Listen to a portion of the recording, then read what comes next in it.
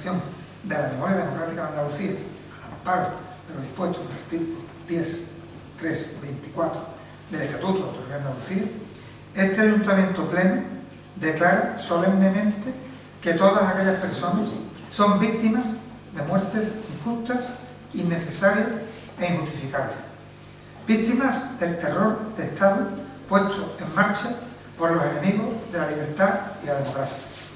Todas y cada una de aquellas personas merecen el respeto de este Pleno municipal y el reconocimiento oficial de su dignidad y honorabilidad. Este Pleno también quiere expresar su admiración por sus familiares que han conservado sus recuerdos y han luchado por la restitución de su memoria, en el silencio de la larga noche franquista y en la travesía de la transición. Sus mujeres, esposos, sus hijos e hijas, sus nietos y nietas han cultivado siempre su memoria y siguen trabajando para que sea realidad la verdad, la justicia y la reparación. Es un deber de este Pleno municipal y de todas las instituciones democráticas condenar los crímenes cometidos contra ellos y rendirles el homenaje permanente que merecen en el sitio. Es también deber de toda institución democrática fortalecer la libertad, la igualdad, el ejercicio de los derechos humanos y reforzar la participación social. Construir más democracia cada día, hacerla cada día más fuerte, la mejor vacuna, para que nunca más vuelva a las dictaduras puesto atrás de mí. Igual que las personas mayores que pierden la memoria no pueden vivir solas y se vuelven dependientes, los pueblos que no recuerdan su pasado ni honran a quienes lucharon por su libertad corren el riesgo de perder su independencia y de sufrir los ataques de quienes organizan las guerras y solo defienden sus privilegios. En memoria de las víctimas linenses del franquismo, este Ayuntamiento Pleno de la Línea de la Concepción expresa su reconocimiento oficial a todas ellas, su solidaridad con sus familiares y descendientes y su condena de la dictadura y la represión, y proclama su defensa solemne e irrenunciable de los derechos humanos, la convivencia, la libertad y la democracia. Muchas gracias.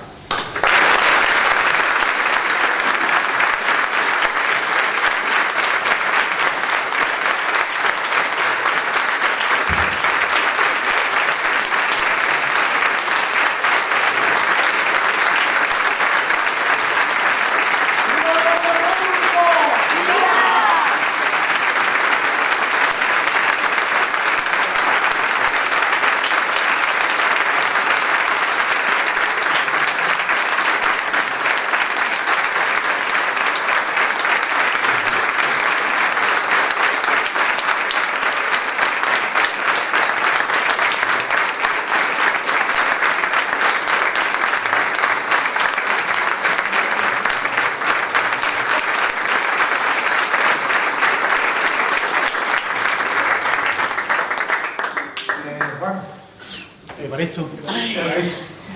Te estaba buscando y no te veo.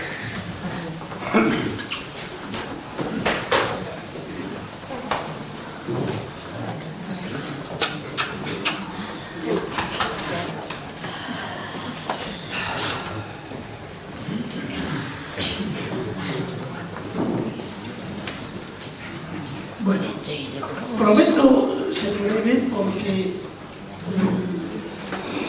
al momento de la vida he estado trabajando duro como siempre hacen y prometo ser breve, prometo no echar más de 5 o 6 minutos. Por supuesto, lo primero es darle las gracias a ellos por este acto que durante tantísimos años hemos estado todos esperando. En segundo lugar, también quiero agradecer al Foro de la Memoria Histórica, especialmente a Juan León Moriche, tan antiguo como es, que me haya propuesto hablar aquí. En realidad, yo sé que cualquiera de las personas que están aquí, especialmente en la parte de atrás, que son todos familiares de personas asesinadas, esta es la palabra, podría hacerlo exactamente igual que yo, porque en este momento se trata de hablar sobre todo con el corazón y no con la mente, no con el cerebro. Por tanto, también ustedes sabrán disculpar que algunas de las cosas que pueda decir no sean rigurosamente ciertas e inevitablemente vayan un poco teñidas por la biografía trágica que cada uno ha tenido. Para mí, sin duda la desaparición de mi abuelo Evaristo, no me gustaría mencionar ni mucho tampoco a él, porque él es uno más de la larga lista, pues sin duda en mi familia ocasionó un profundo dolor y un profundo sentimiento que hemos mamado desde pequeño. Tampoco me parecía que yo fuera una persona adecuada porque yo no soy de la línea, pero como si lo fuera, la verdad es que estoy bastante acostumbrado en hablar en foros públicos y me ves un poco nervioso es que estoy en un pleno solemne y ese no es mi trabajo. Y sí que he hablado en muchos congresos y en muchas reuniones científicas, pero que he hablado con el cerebro y ahora inevitablemente el corazón manda sobre mi cabeza. Por eso estoy aquí, para que no se me olviden algunos datos. Digo que yo no soy de la línea, pero sí soy un ciudadano del campo de Gibraltar, porque nací en Algeciras y allí viví algunos años. Casi toda mi vida he vivido en San Roque y soy un sanroqueño, pero bueno, la vida profesional en mí ha sido muy intensa. Cuando yo me he peleado con mi mujer, más de una vez le he dicho, cuando te conocí a ti, ya me había casado con la medicina, es decir, me casé con la medicina casi desde que nací, porque además mi familia pues hay más de medio. Pero en cambio, mi vida profesional ha sido en la línea. Yo he estado trabajando 40 años en el hospital de la línea y en muchas ocasiones, a pesar de que no tuviera un nombramiento, he representado a esta ciudad, porque hicimos un hospital modélico, el hospital antiguo, bueno, el moderno supongo que está todavía en fase de, incluso nos nombraron como hospital estrella, en fin. Y he representado a esta ciudad y en ese sentido, pues yo me siento linense. Yo cuando vengo a la línea estoy en mi pueblo y la gente que veo, pues a todas la saludo y no hay diferencia realmente para mí entre los sentimientos que tengo con esta ciudad y San Roque. En cambio mi abuelo sí que era un personaje de la línea, mi abuelo era farmacéutico, como tú has dicho, pero también era profesor en el Instituto de Bachillerato, era profesor de ciencia. Por cierto, que Santiago del Campo me dijo, personaje ilustre de esta ciudad, que era el único instituto que había desaparecido del mapa en la posguerra, el único de toda España. Recuerdo que hasta el año 60 o por ahí se fundó el Instituto Laboral, que ya en cierto modo una especie de instituto de segunda mano, después de muchos años en que los compañeros míos que iban de la línea a estudiar al Instituto de la Seguridad tenían que coger un autobús y yo me unía a ellos en el Torrent San Roque. Es decir, que la falta de instituto fue también una represalia contra esta ciudad.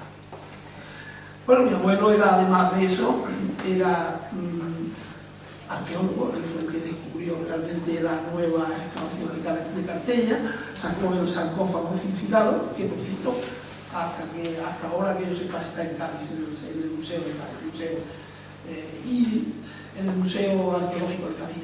Y luego era masón y era de izquierda republicana. El hecho de que era masón a mí me ha llegado al corazón. Yo tengo una gran simpatía por la masonería, lo digo en público y en privado, a pesar de que yo políticamente, pues, no sé si puedo decir esto, porque ha habido grandes masones que han sido comunistas, por ejemplo, Salvador Allende lo era, que también es un presidente de la pero bueno, tengo una gran simpatía por el lado. De modo que por esas razones me siento muy bien con que me hayan dado este honor. Como hay muchas personas jóvenes aquí, pues que seguramente no conocen muy bien de lo que estamos hablando, quería decir que la línea de la Concepción en el año 1936 era la ciudad más importante y más grande del campo de Gibraltar, más que Algeciras. En ese momento la línea de la Concepción tenía 35.000 habitantes, pero es que poco antes, a finales del siglo XIX, esta ciudad llegó a tener más de 60.000 habitantes. Eso fue en la época en que se empezó a construir el gran astillero de Gibraltar. Como tú has dicho, en febrero del año 36 tuvieron lugar las elecciones en las cuales el Frente Popular en la línea de la Concepción sacó el 90%. 9 de cada 10 personas votaron al Frente Popular. Yo no quiero hacer un mitin político, por favor disculpadme porque es lo más lejano que está en mi corazón, pero cada uno es lo que es y no puede ocultarlo. Orrillas más no debe ocultarlo. Quiero decir que La Línea era una ciudad, sin duda ninguna, democrática, era una ciudad profundamente de izquierda, era una ciudad republicana y era una ciudad masona, sin duda ninguna. En el campo de Gibraltar, en La Línea, había más logias masónicas que en parte de los lados que en Madrid. Y esto, pues, ha dado una característica importante a este pueblo, que es que aquí la mayor parte de la gente que ha tenido un poco de ocasión es gente culta y gente bondadosa, esto no hay ninguna duda. Este es un pueblo donde tú a veces, cuando ves la televisión y estás lejos de aquí, dices, eso no tiene nada que ver, absolutamente nada que ver con lo que es la línea de la Concepción. Tú te vas a la línea de... Tengo un amigo argentino y hemos ido por la Atunara, y en Argentina sabéis que desgraciadamente las cosas están muy mal, y hemos cruzado con un grupo de chicos y dicho, vamos a cruzar una acera. Pero ¿y eso por qué? ¿Por qué? Miren, al hermano de un médico que trabajaba en mi servicio le dieron un tiro para robarle un reloj. Eso no ocurre en general en España, pero eso en La Línea es impensable. Es una cosa absolutamente impensable. Tú puedes ir a La Línea a las 2 de la mañana, donde quiera, y nadie te va a molestar. Otra cosa es que haya gente dedicada a determinados negocios que tienen rivalidades, ilegales me refiero, por supuesto, que tienen rivalidades. Esa es una historia completamente aparte. Bien. Poco después de eso, como también todos sabéis, el día 17 de julio de 1936 hubo un golpe de Estado que empezó en Melilla y que estaba organizado por el general Mola, Franco y Sanjurjo. Sanjurjo estaba en Lisboa, entonces, y por cierto que murió en el famoso accidente ese que describe muy bien un personaje muy ligado al campo de Gibraltar, que es Jocelyn Powell Fox. En un libro muy interesante que se llama El asfalto de Asphalt and Grass, el asfalto y la hierba, ¿no? Describe ese accidente. Bien, de tal manera que ese golpe triunfó rápidamente en el norte de África. Ten en cuenta que España salía de la guerra de Marruecos y había un ejército muy fuerte, muy entrenado, muy numeroso. Bueno, y el golpe triunfó y al día siguiente, el día 18, fue cuando llegaron de Lorenzo. El Foro por la Memoria del Campo de Gibraltar nos presenta una solicitud de declaración institucional del Pleno donde se reconozca el compromiso explícito de este ayuntamiento con la memoria de las víctimas linenses del franquismo, el reconocimiento oficial a todas ellas, su solidaridad con sus familiares y descendientes y su condena de la dictadura y la represión. Teniendo en cuenta los actos que a primeros de noviembre promoverá el ayuntamiento en memoria de las víctimas de la guerra civil y las de los campos de concentración nazi, presentamos esta declaración para sumarla a ellos con el respaldo institucional del Pleno. Hijos, hijas, nietos, nietas y algunas bisnietas y bisnietos de personas asesinadas y hechas desaparecer en La Línea durante y después de la guerra de 1936 vivieron en los últimos meses de 2021 y los primeros de 2022 con una pequeña esperanza. La de ver que los arqueólogos contratados por la Diputación Provincial de Cádiz localizaban las fosas comunes donde están arrojados y clandestinamente enterrados sus familiares. No es por mí, de verdad, es por respeto a los bachilleres. Sí, ya lo sé, pero es que no... Es que he pedido que dejen los móviles en silencio, por favor. Ahí lleva rato.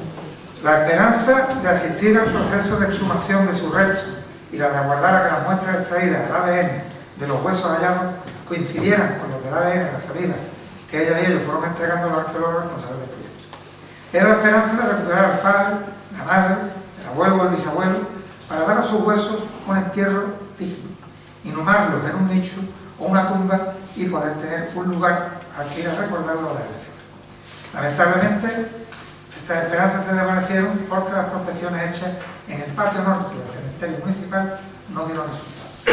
El proceso se detuvo y todos estamos ahora esperando a que los investigadores de la Universidad de Cádiz vengan al patio sur a pasar el georradar para ver si podemos localizar en el subsuelo alteraciones que nos indiquen dónde pueden estar las fosas para comenzar otra vez con el proceso de prospecciones y exhumaciones.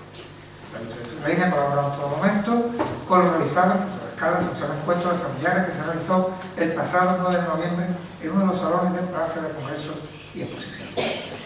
Más de una veintena de familias de la línea ha vivido con mucha atención esta situación en el último año. Algunos familiares, residentes en otras ciudades de España, han estado en contacto permanente con el Foro por la Memoria del Campo de Gibraltar, entidad que también ha ayudado en este camino. Madrid, Barcelona, Málaga, Ceuta o Londres son los lugares de residencia de algunos de estos familiares.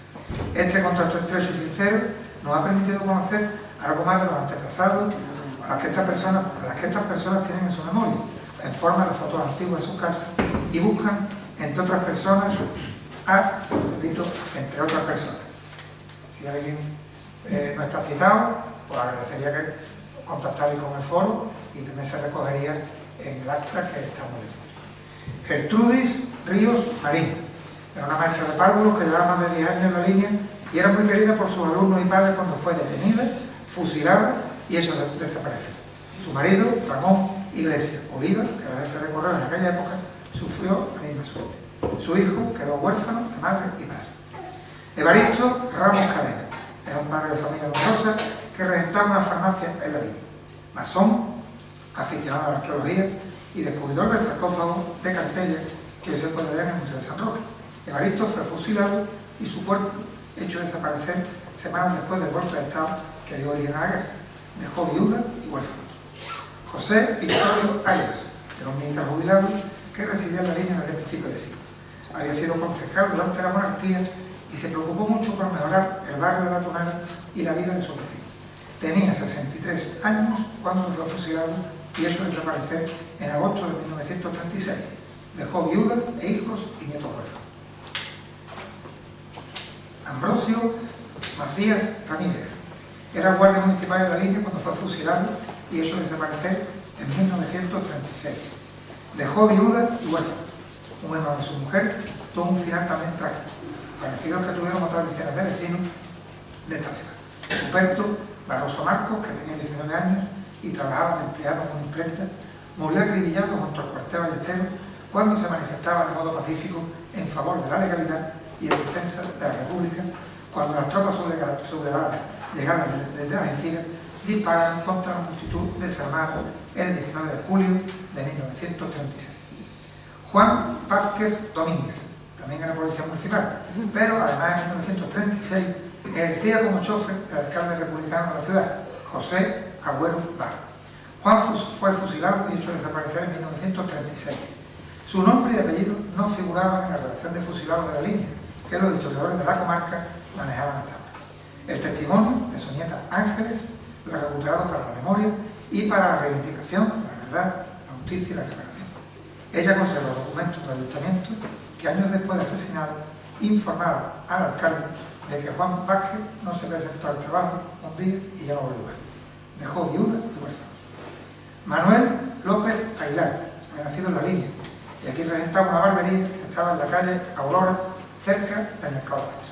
Pertenecía a la logia Florida Blanca. Fue fusilado y hizo desaparecer cuando tenía 40 años en febrero de 1937. Dejó viuda y huérfanos. Josefa Cabrera Sarrias tenía 26 años.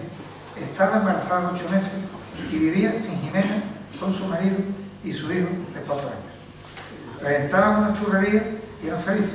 Un grupo de soldados sublevados que entró en Jimena en septiembre de aquel año la violó repetidamente y la asesinaron. Su madre tragó el cadáver de la línea y lo enterró con sus manos en el suelo de uno de los patios del cementerio. José Piña Gómez tenía 23 años y vivía en la línea en 1936, donde tenía otros hermanos que trabajaban en Gibraltar con su padre. Tras el golpe, un grupo de falangistas interceptó un autobús que viajaba por la carretera en dirección a Málaga. Los detuvieron, hicieron bajar un grupo y fusilaron allí mismo a varios, entre ellos a José Piña. El sitio exacto de los fusilamientos no se sabe, ni tampoco el testigo de los cadáveres. Una semana después de los hechos, alguien le devolvió a la madre del asesinado su reloj. Juan García Rodríguez, don Juanito, era un médico nacido en los barrios que ejercía y vivía en la línea. La gente humilde y trabajadora de esta ciudad lo quería mucho porque no solo curaba a los enfermos y no cobraba por ellos, sino que se desvivían por atender a las personas necesitadas y por ayudarles en cuanto pudiera. Fue ejecutado el 24 de febrero de 1937, cuando solo tenía 35 años. Sus asesinos le dispararon por la espalda en un campo cerca de los barrios. Sus familiares pudieron enterrarlo en una sepultura. El Ayuntamiento de esta ciudad ha otorgado a Don Juanito distintas distinciones y homenajes. Fue nombrado hijo adoptivo en 2010 y sus restos están en el Panteón de los Ilustres desde 2018. Don Juanito además es el nombre de una plaza con monolito y busto en bronce inaugurada el 14 de abril de 1991. Sus sobrinas, nietas y demás familiares han estado muy atentas a todo lo que hemos hecho este último año. Han participado en algunos actos y nos tienen dicho que realicemos de cuanto hagamos por la memoria de todas las víctimas del franquismo. Alfred Hernández era un gibraltareño que estaba casado con una linense con la que vivía en la línea. En 1936 tenían un hijo de corta edad. Cuando comenzó el golpe de Estado, Alfred se refugió en Gibraltar. Ella no quiso seguirle porque cuidaba aquí a su madre anciana. Alfred trabajó en Gibraltar y cuando la situación en la frontera se normalizó, venía durante un tiempo a visitar a su mujer y a intentar convencerla de que fuera con él a Gibraltar. Un día, habló mal de Franco en un bar, al rato fue a buscar un grupo de falangistas. Nunca más se supo de él, dejó viuda y huérfana. Varios centenares de linenses o de vecinos de otras ciudades fueron ejecutadas aquí en aquella fatídica fecha. Y muchos linenses fueron ejecutados en otras ciudades y pueblos de Andalucía y España. Uno de ellos fue Adolfo Chacón de la Mata, que fue diputado socialista por la provincia de Cádiz, además de gobernador civil en Almería, Alicante y Segovia durante la República. Fue detenido en Segovia y trasladado a Valladolid, donde fue fusilado y hecho desaparecer en una fosa común. Dejó viuda y huérfanos. Los restos de Adolfo siguen hoy bajo tierra en un lugar desconocido, igual que los de quienes están enterrados en la fosa del cementerio de la Línea o de los de quienes permanecen en las más de 700 fosas comunes que hay en Andalucía. Quienes planificaron la muerte de tantas personas que se tenían en Andalucía pretendieron también aterrorizar a sus mujeres, hijas, hijos, padres, madres, para que no se preguntaran, para que no buscaran sus cuerpos. Intentaron borrar las huellas de sus crímenes y hacer que la población en general se olvidará para siempre de lo que en este país había pasado. Esto último no lo han conseguido. El 90% de las personas que votaron en la Línea en las últimas elecciones de la República, el 16 de febrero de 1936, lo hizo a favor del Frente Popular, la coalición de partidos que encarnaba el espíritu con que había nacido la República: educación para el pueblo, mejora de la situación laboral, derechos para las mujeres de forma agraria. Aquel afán modernizador explican ese 90%. Las investigaciones históricas realizadas hasta el momento, traídas auspiciadas en 2011 y 2012 por el Foro de la Memoria del Campo de Gibraltar, han podido constatar que la represión franquista en el Campo de Gibraltar provocó los fusilamientos de centenares de personas en esta comarca. Las investigaciones de los archivos municipales, registros civiles y archivos militares han permitido elaborar un listado de 600 personas fusiladas por las tropas franquistas de esta zona. Cientos, miles de personas huyeron en aquellos meses a Gibraltar para escapar a la muerte. En el libro de defunciones del cementerio de la Línea hay un total de 105 cadáveres sin identificar y 111 con identificación. La mayoría de los investigadores aseguran que los fusilamientos durante la época del terror caliente, en la que no se hacían juicios y se registraron por escrito las órdenes de matar, fueron tantos que para saber la cifra exacta de los muertos hay que multiplicar por 3 la conseguida por registros documentales. Las entrevistas que el foro ha hecho con familiares de las personas asesinadas en los meses previos a la intervención arqueológica nos han permitido añadir algunos nombres a la lista, hasta ahora conocidas, de personas fusiladas en esta ciudad o de vecinos de la misma asesinadas y esas desaparecer en otras poblaciones andaluzas. Los nombres de 13 hombres y una mujer han podido ser añadidas a la lista de víctimas linenses. Es hora, pues, de que el Pleno del Ayuntamiento de Viana de la Concepción haga lo que todos los ayuntamientos democráticos de este país deberían haber hecho hace ya mucho tiempo. Al menos a partir de que en 1979 los salones municipales de Pleno volviesen a ser ocupados por los representantes del pueblo libremente elegidos en el ejercicio de la soberanía popular. Los familiares de aquellos hombres y mujeres asesinados y eso desaparecer en la Línea deben saber que este ayuntamiento democrático de la ciudad de 2022 no los ha olvidado. Si bien constatamos que corporaciones anteriores ya eliminaron simbología del régimen y cambiaron denominaciones del callejero desde 1979. por todo lo que he puesto y en base a la legislación vigente, especialmente a la ley 52/27 del 26 de diciembre, conocida popularmente como ley de memoria histórica, en la que se reconocen y amplían derechos y se establecen medidas en favor de quienes padecieron persecución o violencia durante la guerra civil y la dictadura, y a la ley 2/2017 del 28 de marzo de memoria histórica y democrática de Andalucía, que de la ordenancia. El Foro por la Memoria del Campo de Gibraltar nos presenta una solicitud de declaración institucional del Pleno donde se reconozca el compromiso explícito de este ayuntamiento con la memoria de las víctimas linenses del franquismo, el reconocimiento oficial a todas ellas, su solidaridad con sus familiares y descendientes y su condena de la dictadura y la represión. Teniendo en cuenta los actos que a primeros de noviembre promoverá el ayuntamiento en memoria de las víctimas de la guerra civil y las de los campos de concentración nazi, presentamos esta declaración para sumarla a ellos con el respaldo institucional del Pleno. Hijos, hijas, nietos, nietas y algunas bisnietas y bisnietos de personas asesinadas y hechas desaparecer en la línea durante y después de la guerra de 1936 vivieron en los últimos meses de 2021 y los primeros de 2022 con una pequeña esperanza. La de ver que los arqueólogos contratados por la Diputación Provincial de Cádiz localizaban las fosas comunes donde están arrojados y clandestinamente enterrados sus familiares. No es por mí, de verdad, es por respeto a lo que estoy leyendo, ¿eh? Sí, ya lo sé, pero es que no... Es que he pedido que dejen los móviles en silencio, por favor. Ahí lleva razón. La esperanza de asistir al proceso de exhumación de sus restos y la de aguardar a que las muestras extraídas al ADN de los huesos hallados coincidieran con los del ADN de la saliva que ella y ellos fueron entregando a los arqueólogos responsables del proyecto. Era la esperanza de recuperar al padre, la madre, el abuelo o el bisabuelo para dar a sus huesos un entierro digno, inhumarlos en un nicho o una tumba y poder tener un lugar al que ir a recordarlo de la flor. Lamentablemente, estas esperanzas se desvanecieron porque las prospecciones hechas en el patio norte del cementerio municipal no dieron resultados.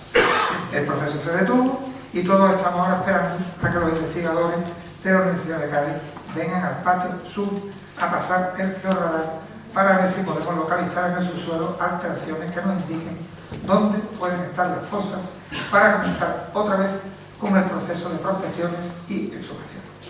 La Ayuntamiento de la Isla ha colaborado en todo momento con lo realizado en cada sección de encuentros de familiares que se realizó el pasado 9 de noviembre en uno de los salones del Palacio de Congresos y Exposiciones. Más de una veintena de familias de la línea ha vivido con mucha atención esta situación en el último año. Algunos familiares, residentes en otras ciudades de España, han estado en contacto permanente con el Foro por la Memoria del Campo de Gibraltar, entidad que también ha ayudado en este camino. Madrid, Barcelona, Málaga, Ceuta o Londres son los lugares de residencia de algunos de estos familiares. Este contacto estrecho y sincero nos ha permitido conocer algo más de los antepasados a las que estas personas tienen en su memoria, en forma de fotos antiguas de sus casas, y buscan, entre otras personas, entre otras personas. Si alguien no está citado, pues agradecería que contactarais con el foro y también se recogería en el acta que estamos leyendo. Gertrudis Ríos Marín era una maestra de párvulos que llevaba más de 10 años en la línea y era muy querida por sus alumnos y padres cuando fue detenida, fusilada y eso desapareció. Su marido, Ramón Iglesias Oliva, que era jefe de correo en aquella época, sufrió la misma suerte. Su hijo quedó huérfano de madre y padre. Evaristo Ramos Cadena era un padre de familia numerosa que regentaba una farmacia en la línea. Masón, aficionado a la arqueología y descubridor del sarcófago de Cartella que hoy se puede ver en el Museo de San Roque. Evaristo fue fusilado y su cuerpo hecho desaparecer semanas después del golpe de Estado que dio origen a la guerra. Dejó viuda y huérfanos. José Victorio Arias era un militar jubilado que residía en la línea desde el principio de siglo. Había sido concejal durante la monarquía y se preocupó mucho por mejorar el barrio de la Tunara y la vida de sus vecinos. Tenía 63 años cuando fue fusilado y hecho desaparecer en agosto de 1936. Dejó viuda e hijos y nietos huérfanos. Ambrosio Macías Ramírez era guardia municipal de la línea cuando fue fusilado y hecho desaparecer en 1936. Dejó viuda y huérfanos. Un hermano de su mujer tuvo un final también trágico, parecido al que tuvieron otras decenas de vecinos de esta ciudad. Ruperto Barroso Marcos, que tenía 19 años y trabajaba de empleado en una imprenta, murió acribillado junto al cuartel Ballesteros cuando se manifestaba de modo pacífico en favor de la legalidad y en defensa de la República, cuando las tropas sublevadas llegadas desde Algeciras dispararon contra la multitud desarmada el 19 de julio de 1936. Juan Vázquez Domínguez, también era policía municipal, pero además en 1936 ejercía como chofer del alcalde republicano de la ciudad, José Agüero Barro. Juan fue fusilado y hecho desaparecer en 1936. Su nombre y apellido no figuraban en la relación de fusilados de la línea, que los historiadores de la comarca manejaban hasta ahora. El testimonio de su nieta Ángeles lo ha recuperado para la memoria y para la reivindicación de la verdad, la justicia y la reparación.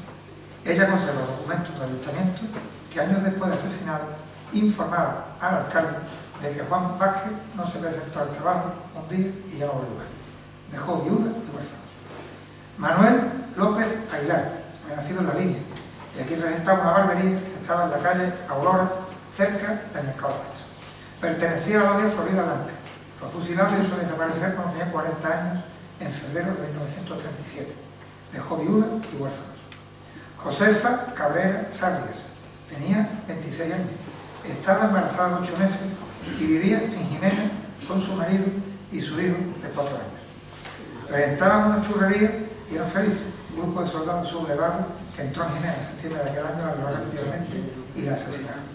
Su madre trajo el cadáver de la línea y lo enterró con sus manos en el suelo de uno de los patios del cementerio.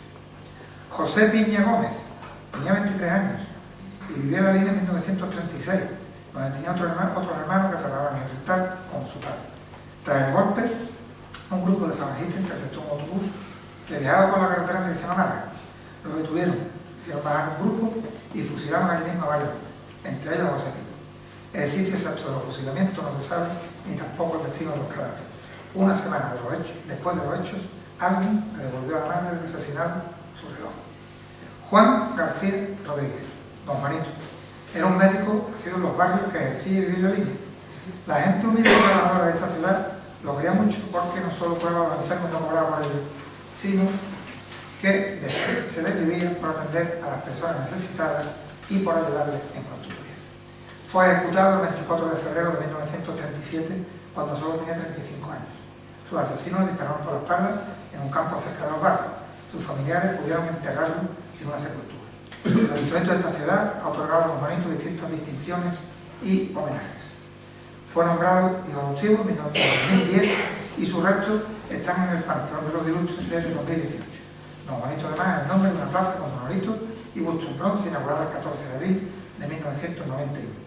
Sus sobrinas, nietas y demás familiares han estado muy atentas a todo lo que hemos hecho este último año. Han participado en algunos actos y nos tienen dicho que realicemos de cuanto hagamos por la memoria de todas las víctimas del franquismo. Alfred Hernández era un gibraltareño que estaba casado con una linense con la que vivía en La Línea. En 1936 tenían un hijo de corta edad. Cuando comenzó el golpe de Estado, Alfred se refugió en Gibraltar. Ella no quiso seguirle porque cuidaba aquí a su madre anciana.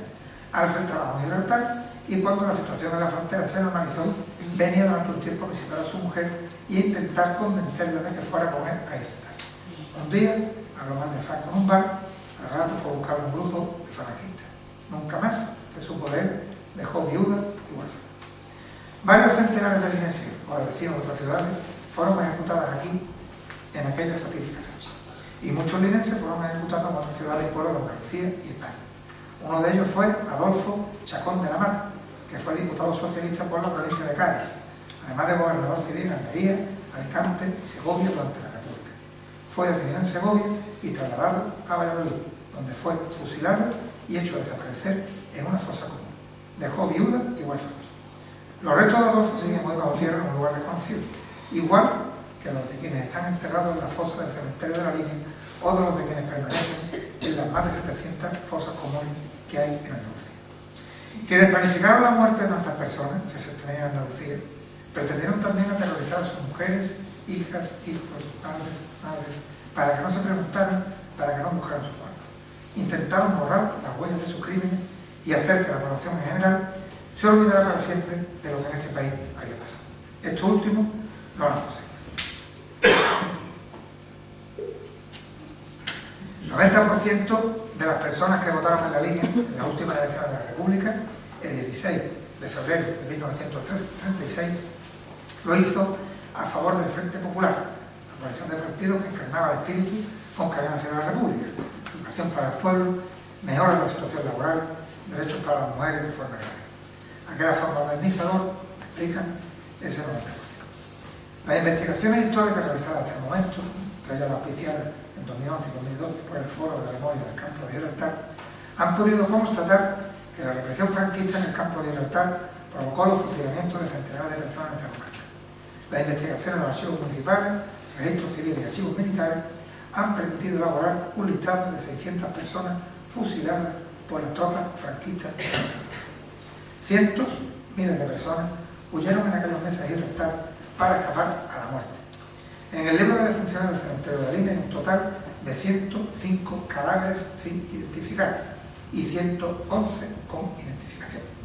La mayoría de los investigadores aseguran que los fusilamientos durante la época del terror caliente, en la que no se hacían juicios y se registraron por escrito las órdenes de matar, fueron tantos que para saber la cifra exacta de los muertos hay que multiplicar por 3 la conseguida por registros documentales.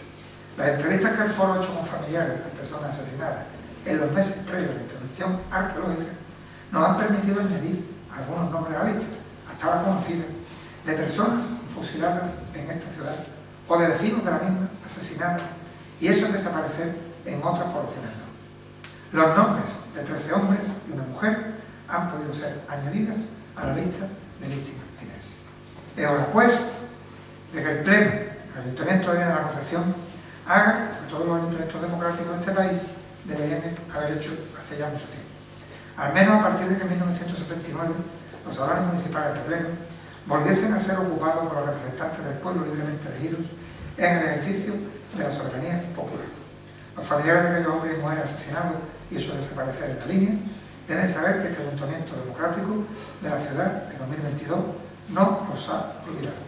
Si bien constatamos que corporaciones anteriores ya eliminaron simbología del régimen y cambiaron denominaciones del callejero desde 1979. Por todo lo que he puesto, y en base a la legislación vigente, especialmente a la ley 52/27 de 26 de diciembre, conocida popularmente como ley de memoria histórica, en la que se reconocen y amplían derechos y se establecen medidas en favor de quienes padecieron persecución o violencia durante la guerra civil y la dictadura, y a la ley 2/2017 del 28 de marzo de memoria histórica y democrática de Andalucía, que regula las políticas públicas para la recuperación de la memoria democrática de Andalucía al amparo de lo dispuesto en el artículo 10, 3, 24 del Estatuto de Autonomía de Andalucía. Este Ayuntamiento Pleno declara solemnemente que todas aquellas personas son víctimas de muertes injustas, innecesarias e injustificables.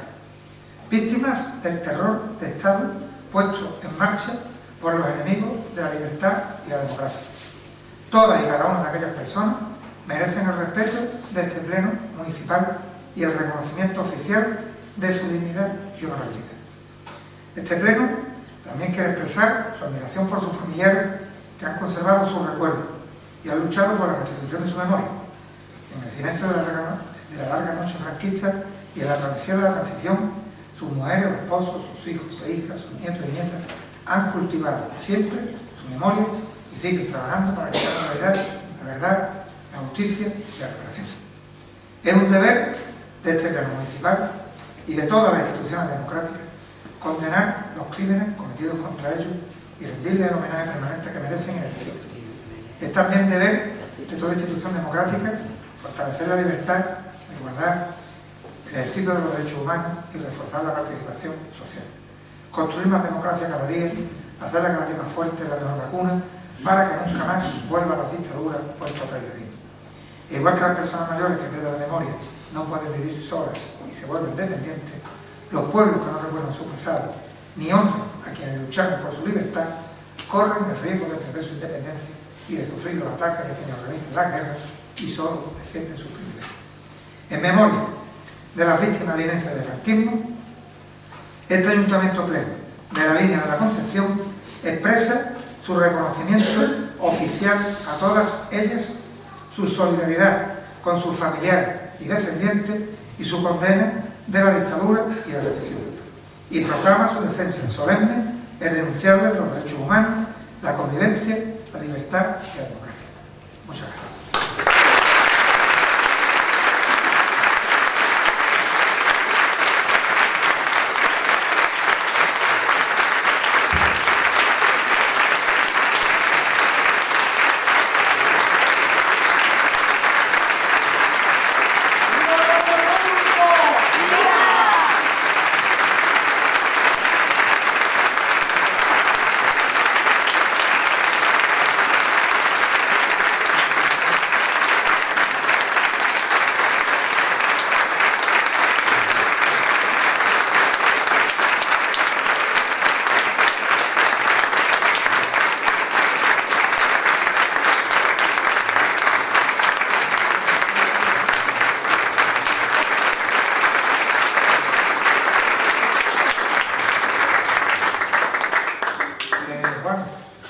Evaristo. Te estaba buscando y no te veo.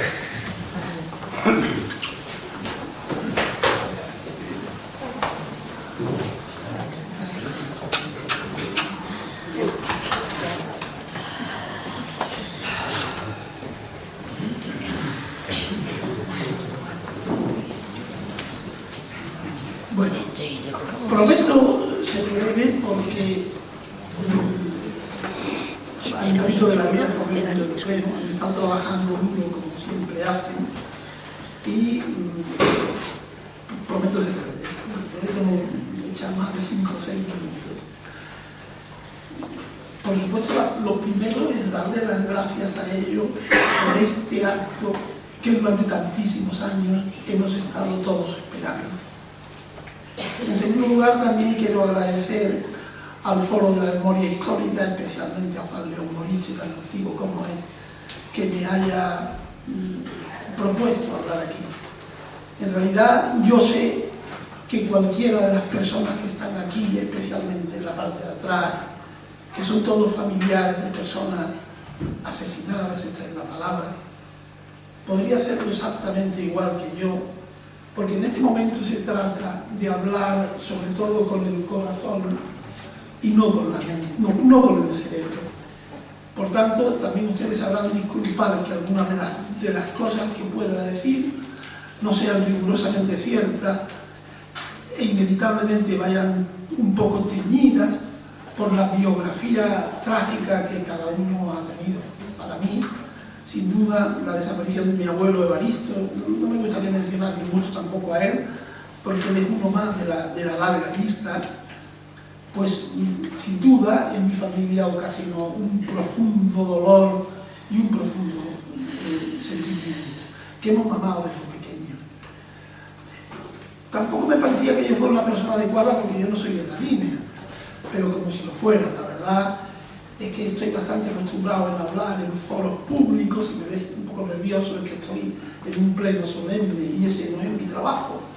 Y sí que he hablado en muchos congresos y en muchas reuniones científicas, pero que he hablado con el cerebro y ahora inevitablemente el corazón manda sobre mi cabeza. Por eso estoy aquí, para que no se me olviden algunos datos. Digo que yo no soy de la línea, pero sí soy un ciudadano del campo de Gibraltar, porque nací en Algeciras y allí viví algunos años, casi toda mi vida he vivido en San Roque y soy un sanroqueño, pero bueno, la vida profesional en mí ha sido muy intensa.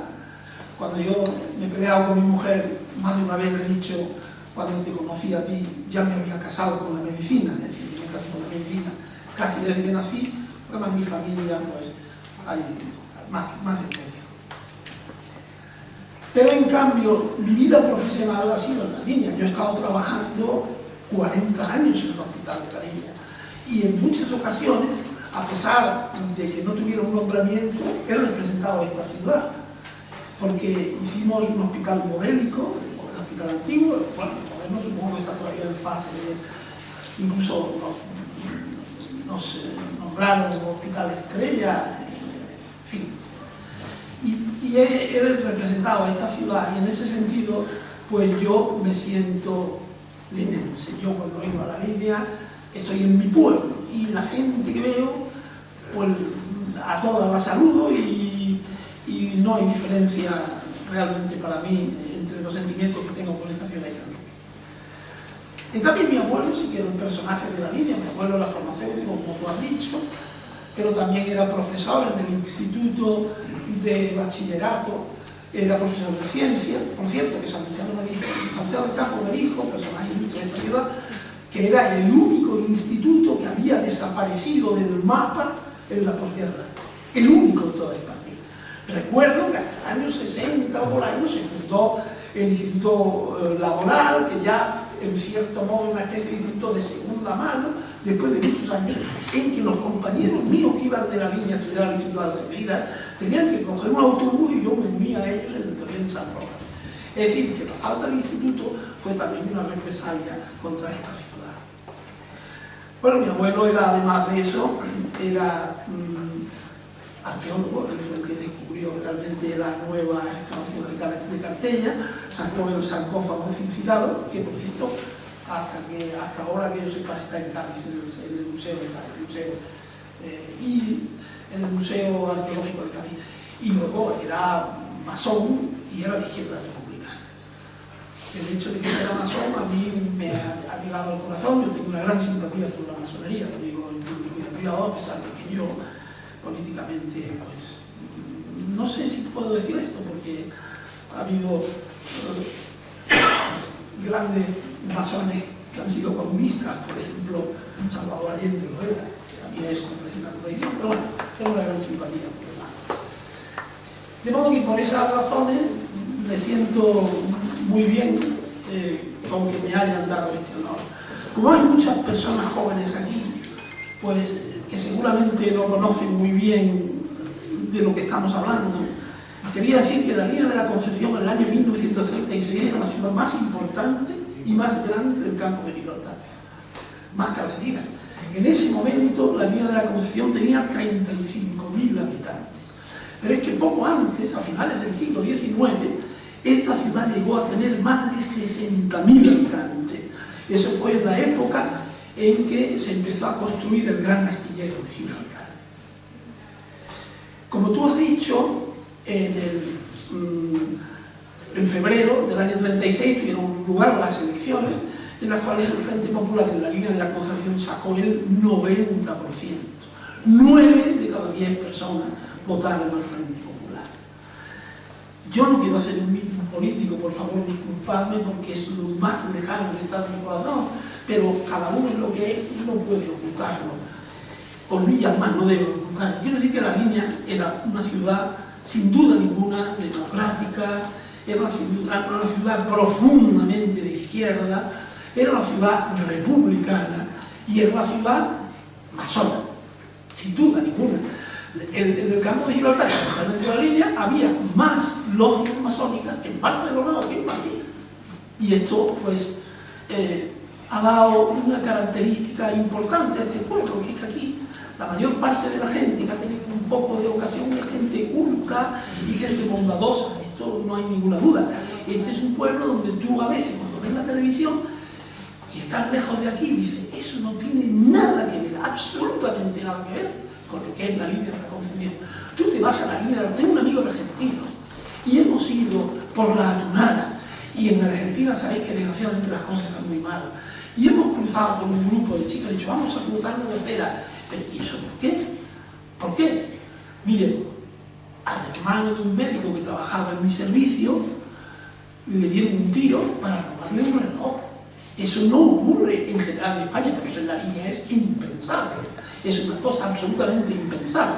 Tú puedes ir a la línea a las 2 de la mañana, a donde quiera, y nadie te va a molestar.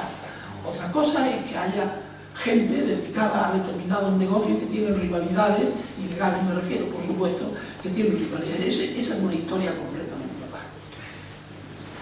Bien. Poco después de eso, como también todos sabéis, el día 17 de julio de 1936 hubo un golpe de Estado que empezó en Melilla y que estaba organizado por el general Mola, Franco y Sanjurjo. Sanjurjo estaba en Lisboa, entonces, y por cierto que murió en el famoso accidente ese que describe muy bien un personaje muy ligado al campo de Gibraltar, que es Jocelyn Powell Fox. En un libro muy interesante que se llama El asfalto de Asphalt and the Grass, el asfalto y la hierba, ¿no? Describe ese accidente. Bien, de tal manera que ese golpe triunfó rápidamente en el norte de África. Ten en cuenta que España salía de la guerra de Marruecos y había un ejército muy fuerte, muy entrenado, muy numeroso. Bueno, y el golpe triunfó y al día siguiente, el día 18, fue cuando llegaron a Algeciras, las tropas que venían de allí, a pesar de que se había firmado un pacto de no intervención por parte de la Unión Soviética, Alemania, Inglaterra, Francia, Italia. Bueno, pues sabemos que los italianos y los alemanes ayudaron en ese transporte. Y el tabor de regulares, que fue el que tiene una especial trascendencia para la ciudad de la línea, llegó a Algeciras el día 18 de julio por la mañana. Llamaron al alcalde y sobre todo llamaron al jefe de la guarnición militar. En ese momento, en el campo de Gibraltar, había un regimiento que tenía un batallón en Algeciras con la plana mayor, otro batallón en la línea, con 4 compañías y una sección ametralladora, y una compañía en San Roque. Era el regimiento, había 9, por cierto, que luego eso, después de la posguerra, se trasladó a San Roque, se convirtió en el Pavía 19, y entonces aquí quedó todo claro, una compañía se convirtieron las cosas. Bien, cuando llamaron al comandante Chacón Lozano, que era el que mandaba el cuartel de Ballester, él se negó a declarar el estado de guerra. Esto yo creo que es importante.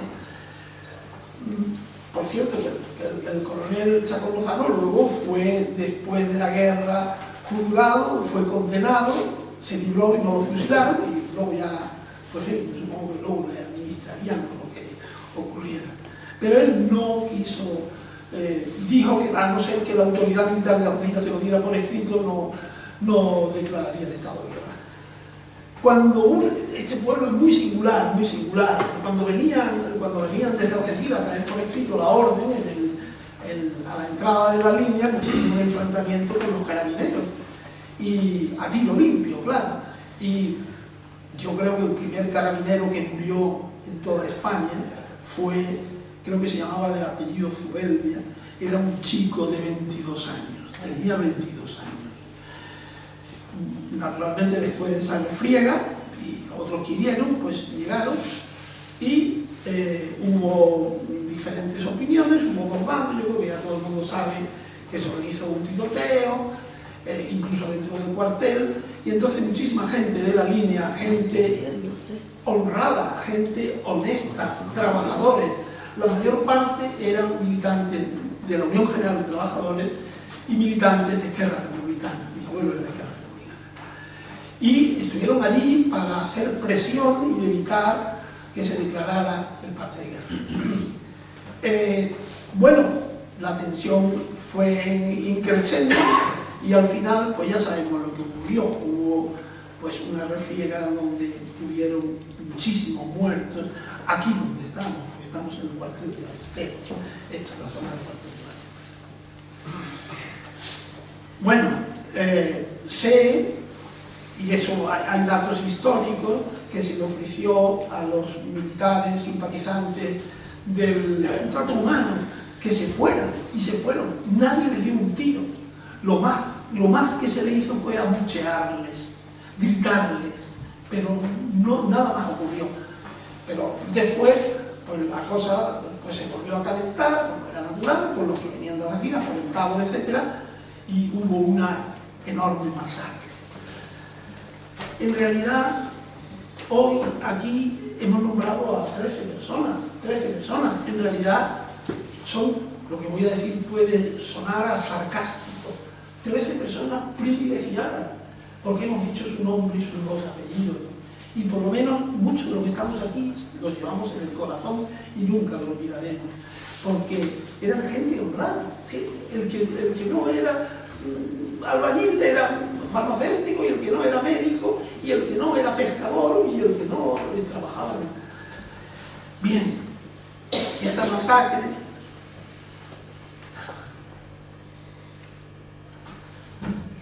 bueno, ya lo has dicho tú.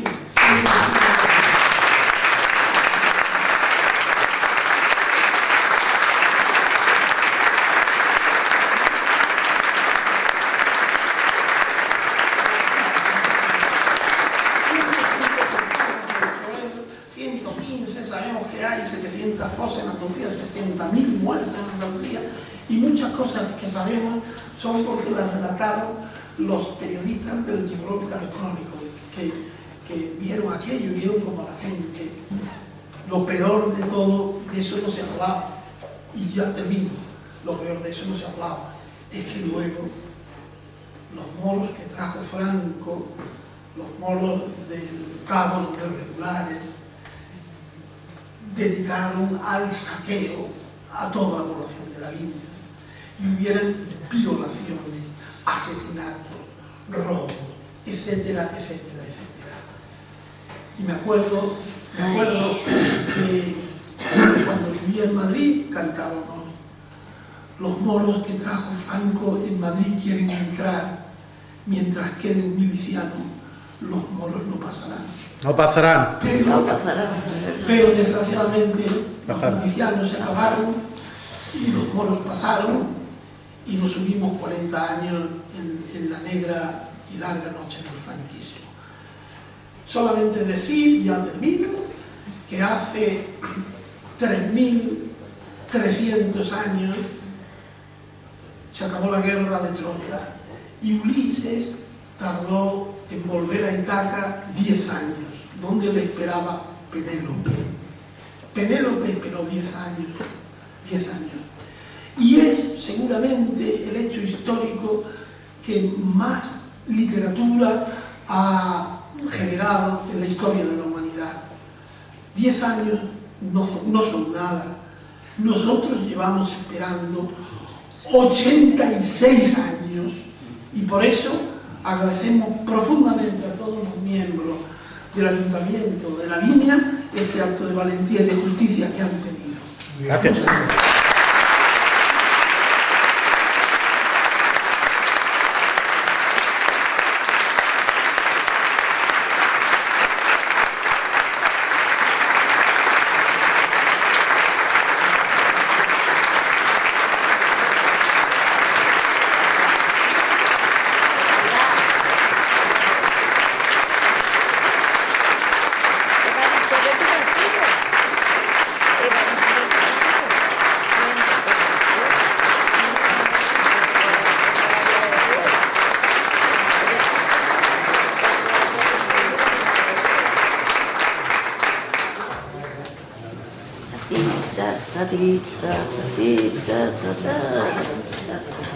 No habiendo más asuntos que tratar, se levanta la sesión, y muchas gracias a vosotros. Gracias.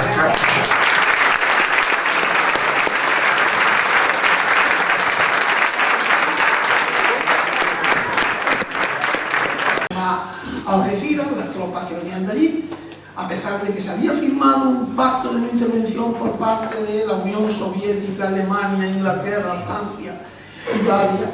Bueno, pues sabemos que los italianos y los alemanes ayudaron en ese transporte.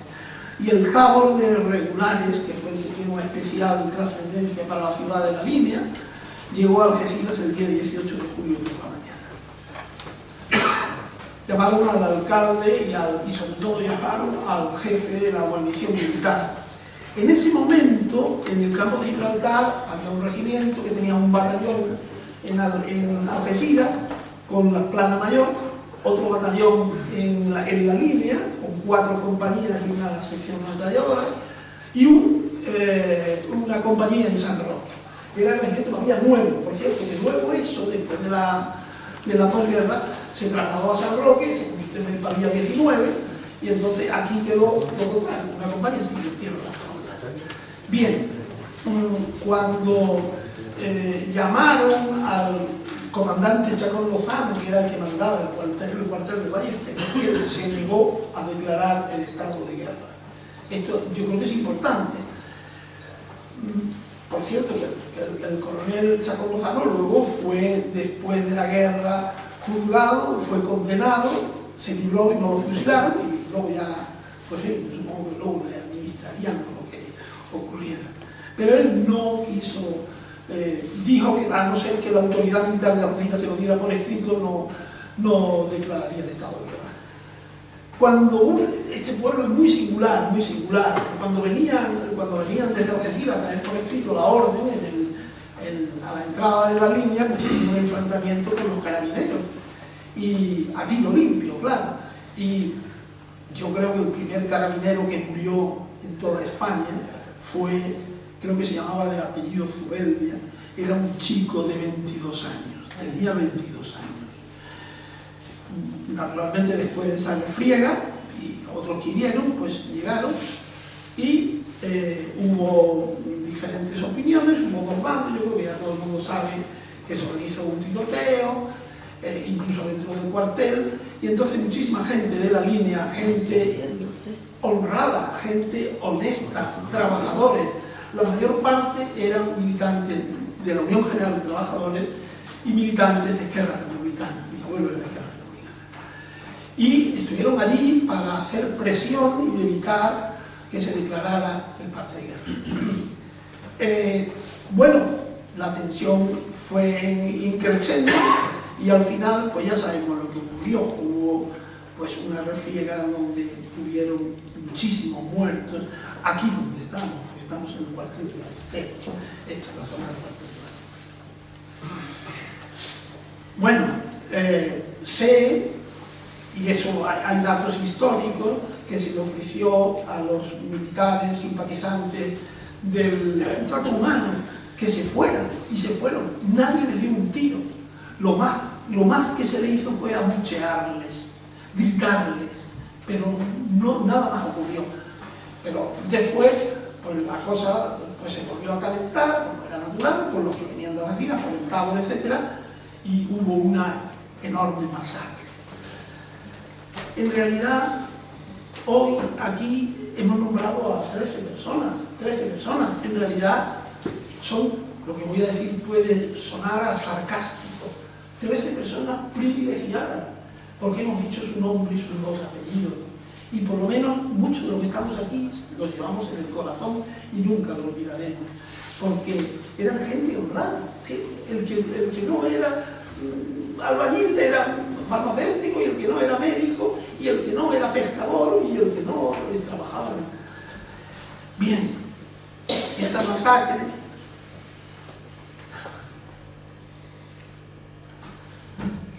bueno, ya lo has dicho tú.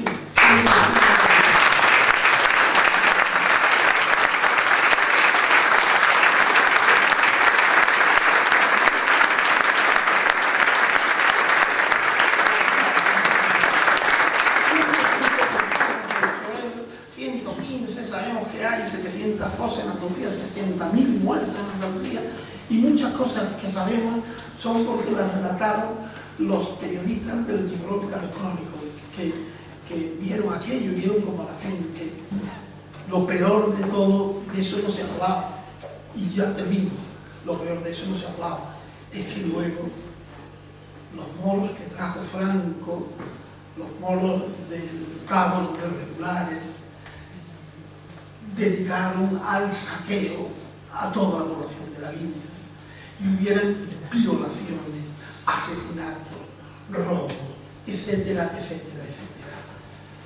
Y me acuerdo que cuando vivía en Madrid cantábamos: los moros que trajo Franco en Madrid quieren entrar, mientras quede un miliciano, los moros no pasarán. No pasarán. Pero desgraciadamente los milicianos se acabaron y los moros pasaron, y nos subimos 40 años en la negra y larga noche del franquismo. Solamente decir, ya termino, que hace 3.000 300 años, se acabó la guerra de Troya y Ulises tardó en volver a Ítaca 10 años, donde le esperaba Penélope. Penélope esperó 10 años. Y es seguramente el hecho histórico que más literatura ha generado en la historia de la humanidad. 10 años no son nada. Nosotros llevamos esperando 86 años y por eso agradecemos profundamente a todos los miembros del Ayuntamiento de La Línea este acto de valentía y de justicia que han tenido. Gracias.